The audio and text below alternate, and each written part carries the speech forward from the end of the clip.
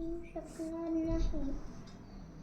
Tango आणि टिटोपैकी एक जण आजारी आहे. एकदा टाटा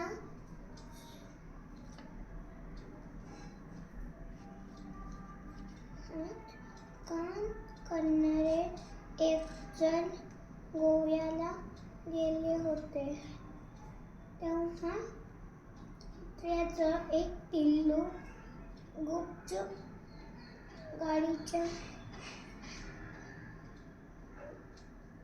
त्यांच्या गाडीच्या डिकीत बसलं. गोव्याहून मुंबईला आलं. रतन टाटा आजोबांनी या पिल्लाला टाटा कंपनीतच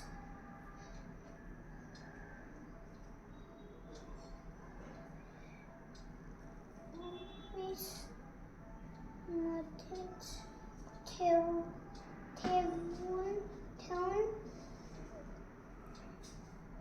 घेतलं. तो गोव्यावरून आला म्हणून त्याचं नाव ठेवलं गोवा. गोवा टाटा आजोबांचा खूप लाडका होता.